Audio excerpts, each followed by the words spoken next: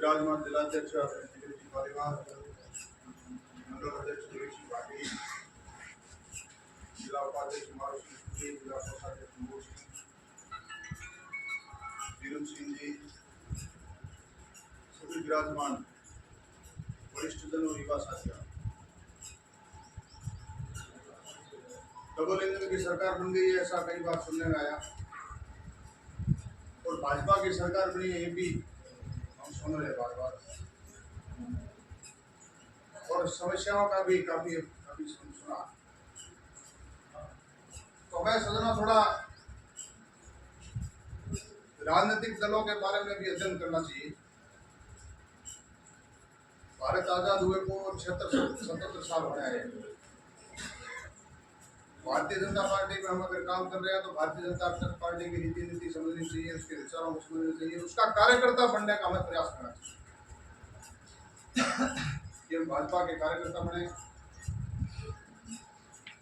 संगठन का काम सदैव चलता रहता है, सरकारें आती जाती रहती, चुनाव भी होते रहते हैं। चुनाव होते हैं तो चुनाव के समय भी हम मतदान करें पार्टी को, तो हमारी समस्याएं भी सुनी जाएगी, समस्याओं का समाधान करना सरकारों का दायित्व होता है। लेकिन पार्टियों को भी हमें समझना चाहिए, चारों तरफ से अपना अपना दायित्व निभाएंगे तब गाड़ी चलती। गाड़ी के 4 पहिए होते हैं, चारों में से एक नहीं होता तो भी नहीं चलती, बिना ड्राइवर नहीं चलती। अगर फाटक है खुल गया, कांच खुला रहा तो भी नहीं चलेगी, रोड से उतर गई तो भी नहीं चलेगी। इसलिए ठीक दिशा में यातायात नियमों का पालन करते हुए जिस प्रकार से गाड़ी चलती है, वैसे ही पार्टी को समझते हुए हमें उचित समय पर हमें भी रिजल्ट देना पड़ता है। इसलिए मेरा आपसे यही निवेदन है, बाकी की बात आदरणीय जिलाध्यक्ष करेंगे, कि जब आवश्यकता हो तो हम हमारे ठीक से कर्तव्यों का निर्वहन करें। हम कर्तव्यों का निर्वहन करेंगे तो सरकारें भी हमारी समस्याओं का समाधान करेंगी। लोकतंत्र है, पारदर्शिता है, सोशल मीडिया है, सब चीजें सामने दिखती है। इसलिए हम पार्टियों के प्रति वफादारी और समझदारी दिखाएं और पार्टी के कार्यकर्ता बनने का हम प्रयास करें, पार्टी को समझने का प्रयास करें। 1980 में भारतीय जनता पार्टी बनी है। जब 2 सीटें आई थी तब कहा जाता था इस दिए में तेल नहीं, सत्ता लाना खेल नहीं। विपरीत परिस्थितियों में भी पार्टी ने अपना काम किया और निरंतर तीसरी बार प्रधानमंत्री मोदी जी बन गए हैं। भारतीय जनता पार्टी के कार्यकर्ता होने के नाते, संघ के प्रमुख होने के नाते पूरे देश में विकास की गंगा बहाई ऊंचाइयां स्थापित की है। किसान, गरीब, महिला, युवा सबके लिए निरंतर 11 वर्षों से काम कर रहे हैं। राजस्थान में भाजपा की सरकार बनी, भजन लाल जी मुख्यमंत्री बने। आपके और हमारे जैसे सामान्य कार्यकर्ता होने के नाते ऐसे दुपट्टा पहना हुआ गांव ढाणी में इन्होंने संगठन का काम किया, विपरीत परिस्थितियों में भी काम किया, भूखे रहकर भी काम किया। तो जब विधायक दल की बैठक हुई, मुख्यमंत्री के लिए उनका नाम बोला गया तो ये उनका खुद का ये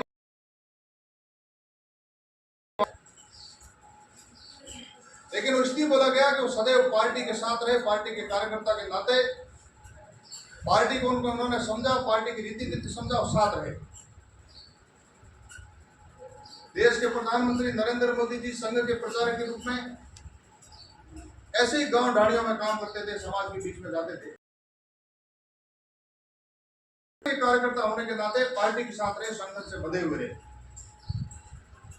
संकल्प को सदैव उन्होंने प्रथम पायदान और प्रधानमंत्री बने, तीसरी बार प्रधानमंत्री। इसलिए मेरा आपसे पुनः निवेदन है कि बॉर्डर पर बैठे हैं, बॉर्डर की संवेदना आपके हमारे वडेरों ने इस बॉर्डर को बचाने के लिए, धर्म संस्कृति देश को बचाने के लिए माथे दिए, संघर्ष किए। लेकिन अगर हम भाजपा की मीटिंग में आते हैं, भाजपा का कार्यकर्ता हमारे को खुद को मानते हैं और सरकार में सहभागिता भी हमारी अगर चाहते हैं तो हमें सर्वप्रथम ये है कि भाजपा के विचार जान करके भाजपा का कार्यकर्ता बनने का प्रयास करना चाहिए। ये नियम हम सभी के ऊपर लागू होता है और मैं समझता हूँ कि कई वर्षों से पार्टी का काम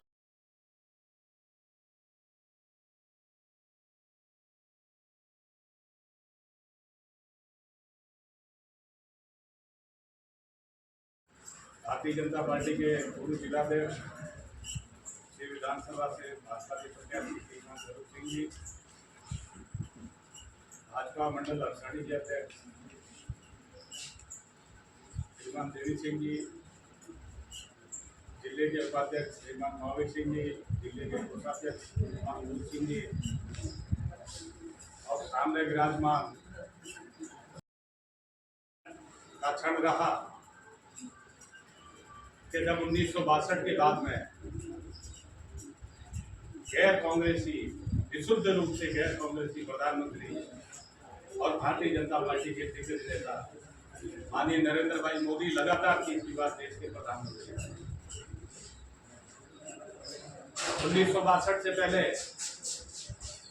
कांग्रेस से पंडित जवाहरलाल नेहरू लगातार 3 बार देश के प्रधानमंत्री बने।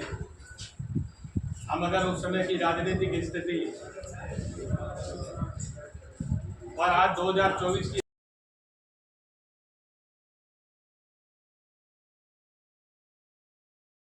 चुनाव आपको बताना चाहूंगा। जनसंघ के बैनर तले 1952 में जनसंघ के 8 उम्मीदवार एमएलए थे, 8 एमएलए जीते थे। उन 8 में से 7 एमएलए राजपूत थे, जिसमें एक माननीय भैरव सिंह जी शेखावत भी थे और एक गैर राजपूत एमएलए। ऐसे बन के 8 एमएलए जो 1952 में जनसंघ के जीते थे।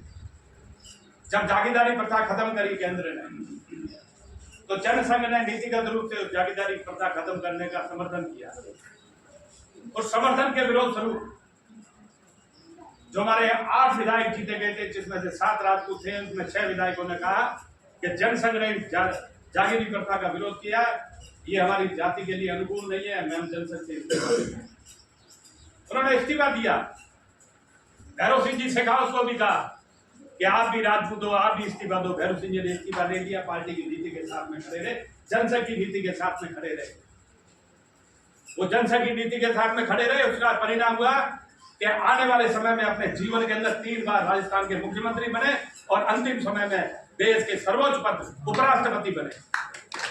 और वो 6 विधायक, मैं आपको कहना चाहूंगा, वो 6 विधायक जो जाति के आधार पर जनसंघ के इस्तीफा दे के गए, 1957 में चुनाव नहीं जीत पाए, कहीं अंधियारे में खो गए, किसी को पता नहीं।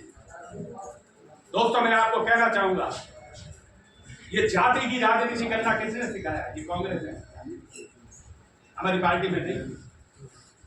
कांग्रेस का फंडा रहा देश के अंदर। 1947 के बाद में कांग्रेस ने एक ही काम किया, अगर सत्ता मिले तो देश को लूट डालो, और सत्ता नहीं मिले तो हिंदुओं को जातियों में बांटो, एक जाति को दूसरी जाति से लड़ाओ, जाट को राजपूत से लड़ाओ, दलित को स्वर्ण को दलित से लड़ाओ। इस तरह की राजनीति है। अभी विधानसभा में जो बाइतू का विधायक बोला, वो क्या सही है? किसी भी दृष्टि से उचित नहीं है। उसका भारतीय जनता पार्टी और भारतीय जनता पार्टी के उस जाति के नेता भी पुरजोर शब्दों में विरोध करते हैं। हमने क्या किया? अभी डबल इंजन की सरकार की बात करते हो, इंजन की बात तो करते हो, लेकिन एक इंजन में टायर किसका है? एक इंजन में टायर है ट्रैक्टर का, दूसरा है कार का। तो ये ट्रैक्टर और कार का जो टायर लगा हुआ इंजन चल पाएगा क्या? आपको अपने आप को आत्मसात भी करना पड़ेगा। ये पक्का जो पहन रखा है ना भारतीय जनता पार्टी का, जब हम कहते हैं मैं भारतीय जनता पार्टी में आया, बढ़िया बात है, आप भारतीय जनता पार्टी में आए, लेकिन भारतीय जनता पार्टी मुझ में आई है क्या? रात को सोते वक्त 1 मिनट के लिए विचार कर। मैं 1977 से पार्टी में हूं। 1980 में बाड़मेर विधानसभा से पंडित देवदेव तिवारी कांग्रेस से उम्मीदवार खड़े हुए एमएलए में। भारतीय जनता पार्टी ने रतनलाल जी बोरा को टिकट दिया एमएलए का। पंडित देवदेव तिवारी मेरे चाचा लगते थे, मेरे घर पे आए, मैंने कहा चाचा जी आइए, पांव छुए उनके, मेरे बोले बेटा मैं वोट नहीं दूंगा, वोट में भारतीय जनता पार्टी को दूंगा, क्योंकि मैं भारतीय जनता पार्टी का राजनीति है। आपका मान सम्मान, भोजन करिए, ये परिवार आपका है, इस परिवार में आपका अधिकार है। लेकिन वोट की बात आएगी तो मैंने पार्टी को, क्या ये भाव हमारे में है? आज आप कह रहे हो कि ये नहीं होना चाहिए, वो नहीं होना चाहिए, ये होना चाहिए, इतनी डिबेट में मेरे सामने बोला था ना, विकास नहीं हुआ। क्या श्री विधानसभा क्षेत्र में विकास हुआ ही नहीं 1947 के बाद? ये वीरम सिंह जी, इनके पिताजी हरि सिंह जी 1993 के अंदर विधायक बने। मैं उस समय युवा मोर्चे का जिलाध्यक्ष था। 93 से 98 तक हरि सिंह जी ने कितने ट्यूबवेल या खुदाई पानी की, सबसे बड़ी समस्या पानी की थी। उस समय में भंवरलाल जी शर्मा PhD मिनिस्टर हुआ करते थे। वो कई बार यहाँ आए, मैं उनके साथ गए थे, लोडियाला, खबड़ा, द्राबा, इस क्षेत्र के अंदर गया हूँ। भारतीय जनता पार्टी विकास की राजनीति कर, आप देश का बजट देख लीजिए। देश के बजट के अंदर गांव, गरीब, किसान, युवा, महिला, सबके विकास की बात करी जाती है। हमने कभी जाति के आधार पर नहीं कहा। भारतीय जनता पार्टी ने ये नहीं कहा कि प्रधानमंत्री मोदी ने अगर कहा गरीब को आवास मिलेगा, तो प्रधानमंत्री ने ये नहीं कहा कि इस जाति के वोट मेरे को नहीं मिलेगी, इसको आवास नहीं मिलेगा। आवास के सवाल नहीं। प्रधानमंत्री किसान सम्मान निधि का अगर पैसा आता है तो जाति दे के, धर्म दे के नहीं आता है, जो उसका पात्र व्यक्ति है उसके खाते में सीधा जाता है। इस तरीके की राजनीति, एक तरफ विकास की राजनीति होती है, दूसरी तरफ जाति की राजनीति करके अपन अपन सबका अपना विकास पीछे ले जाते हैं। भारतीय जनता पार्टी यहाँ से विधायक रहे हैं, हरि सिंह जी भी रहे हैं, उसके तरफ से जालम सिंह जी भी रहे हैं, आनंद जी रहे। जब जब भारतीय जनता पार्टी को सत्ता में मौका मिला तो भारतीय जनता पार्टी ने विकास के कीर्तिमान स्थापित किए। माननीय भैरव सिंह जी शेखावत जब 77 में मुख्यमंत्री बने पहली बार, तो उन्होंने जाके घोषणा करी कि पंचायत मुख्यालय के ऊपर, प्रत्येक पंचायत मुख्यालय में 8वीं तक विद्यालय खोला जाएगा। 8वीं तक विद्यालय खोलने का श्रेय भैरव सिंह जी शेखावत। वसुंधरा जी मुख्यमंत्री बनी 2 बार, तो उन्होंने 2 बार पहले चरण में 3 से 8 के बीच में पंचायत मुख्यालय के ऊपर 10वीं तक विद्यालय खोला जाएगा। उस समय वसुंधरा जी ने ये नहीं कहा कि इस पंचायत में हमारे को वोट नहीं मिले इसलिए विद्यालय नहीं खोला जाएगा। वसुंधरा जी दूसरी बार बनी तो पंचायत मुख्यालय में 12वीं तक विद्यालय खोला गया। ये विकास के कीर्तिमान स्थापित किए। ये विकास के कीर्तिमान तब संभव हुए जब भारतीय जनता पार्टी की सरकार। आज भारतीय जनता पार्टी की प्रदेश में सरकार है, भजन लाल जी मुख्यमंत्री है। विधानसभा के चुनाव के अंदर जो युवाओं की राजनीति करके भ्रमित करके गए, मैं कहना चाहूंगा उसके अंदर कांग्रेस शासन के अंदर 18 पेपर लीक हुए, 18 बार पेपर लीक हुए। सबसे बड़ा अगर धोखा किया गया तो हमारे युवाओं के साथ में धोखा किया गया, युवाओं के भविष्य के साथ में खिलवाड़ किया गया। तो युवा किसान परिवार से हो, आपके घर का बेटा या बेटी, उसके अध्ययन करने के लिए आप बाड़मेर भेजते हो, जयपुर भेजते हो, जोधपुर भेजते हो, दिल्ली भेजते हो।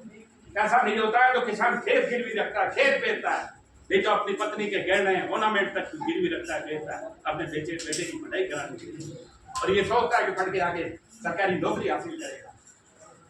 पैसा दोनों बजट को अगर आप ढंग से देखोगे तो दोनों ही बजट के अंदर गांव, गरीब, किसान, युवा, महिला, उनके विकास की बातें हैं, उनके विकास की योजना है। जैसे अभी मुझे बताया लाइट की, मैं आपको कहना चाहूंगा कि राज्य सरकार का बजट अगर आप देखोगे तो भजन लाल जी ने विधानसभा में कहा ये बजट राजस्थान का जो बजट है उसके अंदर इस समय आज की स्थिति में राजस्थान प्रदेश की स्थिति ये है, जितनी हमें लाइट की आवश्यकता है उतना लाइट का उत्पादन, उतना बिजली का उत्पादन राजस्थान प्रदेश में नहीं हो रहा। समस्त पधारे हुए सम्मानित कार्यकर्ताओं, चुनाव के बाद में ये पहली कार्य समिति मंडल की है।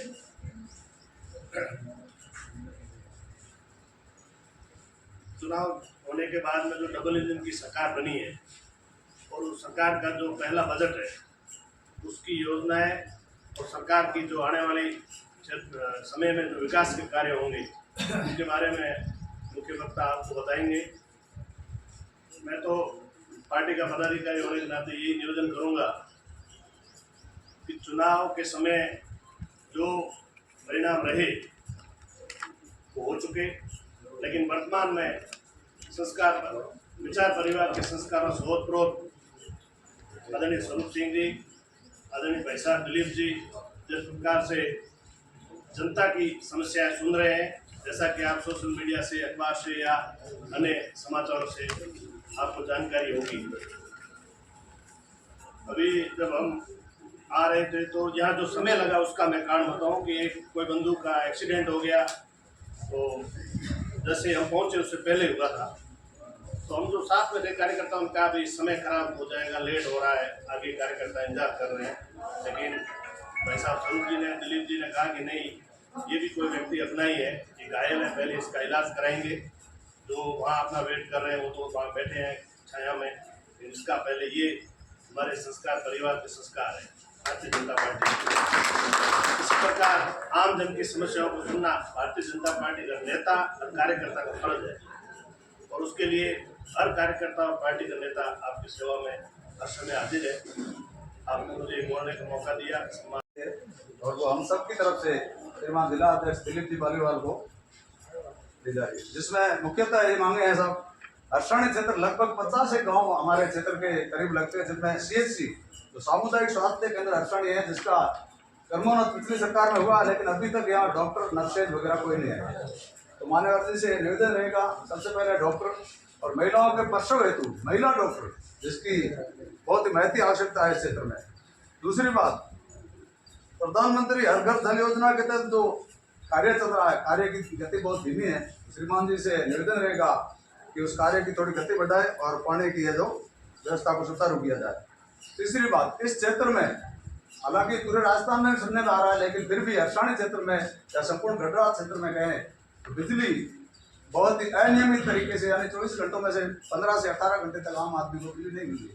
हर बार कटौती हो रही है बिजली की, इसकी समस्या का सुचारू रूप से समाधान करवाया जाए।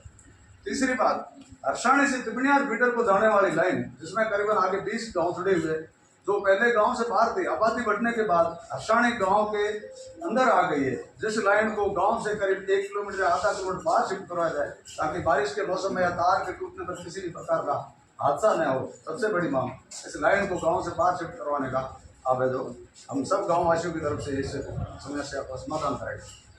और हर्षाणी से जो डबल क्रॉप एरिया है, जिनका AN ऑफिस गडरा रोड है, जिसको है जो आपसे आग्रह रहेगा कि हर्षाणी AN ऑफिस करवाने का आदेश करावे। तीसरा, उप तहसील हर्षाणी जो स्वीकृत हो चुकी है और तहसीलदार साहब भी यहाँ कार्यरत हो चुके हैं और भूमि भी स्वीकृत हो गई है, लेकिन तहसील भवन का निर्माण की वित्तीय स्वीकृति नहीं हुई है। श्रीमान जी से हम सबकी ओर से निवेदन रहेगा कि तहसील के भवन निर्माण हेतु वित्तीय स्वीकृति का आदेश भी करवाए। और मुख्य समस्या छात्रों की है, जो हर्षाणी राजकीय उच्च माध्यमिक विद्यालय में करीबन 500 छात्र अध्ययनरत है, जहाँ प्रिंसिपल भी नहीं है और विद्यालय में पूरा स्टाफ भी नहीं है। तो आप शिक्षा विभाग से कह के अध्यापकों की भी सुचारू व्यवस्था कराओ।